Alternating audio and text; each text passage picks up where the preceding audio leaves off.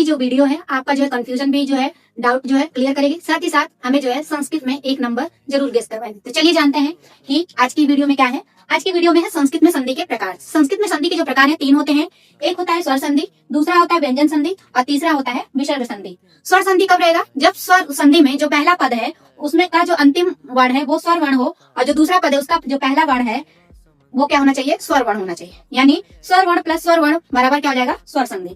ठीक है। अगला है व्यंजन संधि। व्यंजन संधि में क्या है कि व्यंजन संधि में 2 कंडीशन आती है। एक आती है कि जो पहला पद है उसमें व्यंजन वर्ण रहेगा ही रहेगा, लेकिन जो दूसरा पद है उसमें व्यंजन वर्ण भी हो सकता है और स्वर वर्ण भी हो सकता है। यानी व्यंजन वर्ण प्लस व्यंजन वर्ण, ये तो हम सभी लोग आसानी से समझ लेते हैं कि व्यंजन संधि हो जाएगी। लेकिन यदि पहला जो पद है उसका अंतिम वर्ण व्यंजन वर्ण है, साथ ही साथ जो दूसरा पद है उसका पहला जो वर्ण है यदि स्वर वर्ण है, तो भी हमारा किसमें जाएगा? व्यंजन संधि में जाएगा।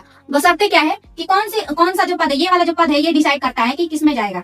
यदि विसर्ग है तो विसर्ग में जाएगा। जो पहला पद है वो डिसाइड करता है कि किसमें जाएगा। यदि स्वर वर्ण है तो स्वर संधि में, व्यंजन वर्ण है तो व्यंजन संधि में, और विसर्ग है तो विसर्ग संधि में। विसर्ग संधि में भी 2 कंडीशन है कि जो पहला पद है उसमें तो विसर्ग रहेगा ही रहेगा, लेकिन जो दूसरा पद है उसका जो पहला वर्ण है वो व्यंजन वर्ण भी हो सकता है और क्या हो सकता है? स्वर वर्ण भी हो सकता है। कि आई होप मैंने जो संस्कृत में संधि होता है उसका जो डाउट होता है वो क्लियर करने की कोशिश की हूँ और आप लोगों का क्लियर हो भी गया होगा। ऐसे ही नॉलेजफुल वीडियो पाने के लिए आप लोग मुझसे जरूर जुड़िए।